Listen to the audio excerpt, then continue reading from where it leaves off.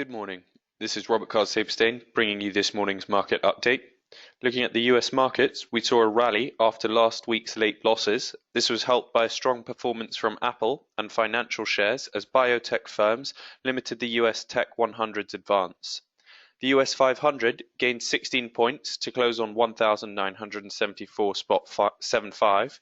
The US Tech 100 saw a 21-point movement, closing up at 4,352.75, and the Wall Street Rolling advanced 163 points to close on 16,564. After yesterday's scandal was released, highlighting that Volkswagen had cheated in its emissions testing in the US, the German government called for an urgent probe into whether Volkswagen and other car makers had also manipulated emissions tests in Germany. Sigmar Gabriel, Germany's vice-chancellor, said it was a bad episode for the car industry. Michael Horn, Volkswagen's chief executive in the US, said the company screwed up by cheating on vehicle emissions tests, vowed to fix the vehicles involved, and to ensure there is no repetition.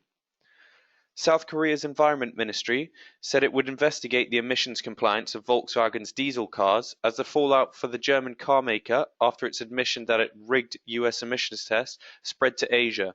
The announcement came a day after Germany called for a probe into the matter, confirming fears that Volkswagen's trouble was unlikely to be confined to the US and that breaches could have occurred in other regions.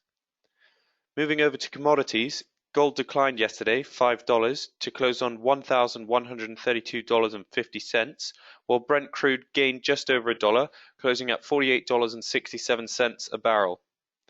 Gazprom has proposed formal talks with Brussels to settle a far-reaching antitrust case brought against it as the Russian gas giant adopts a more conciliatory stance towards the EU. Gazprom faces a fine as high as 10% of the previous financial year's turnover, which based on its 2014 accounts would be about $8 billion. It has already made an unsuccessful attempt to reach a settlement at the beginning of 2014, before being formally charged in April this year in the biggest antitrust case launched by the European Commission against a state-controlled company from outside the EU. The Commission accused Gazprom of thwarting competition and pushing up prices in Central and Eastern Europe. A negotiated settlement would enable Gazprom to avoid a fine, but it would have to commit to legally binding constraints that addressed all the Commission's concerns and its conduct. The talks to settle the case will run on a parallel track to Gazprom's formal response to the Commission's charges that is due next Monday, and the Russian company is expected to reject all of the main concerns outright.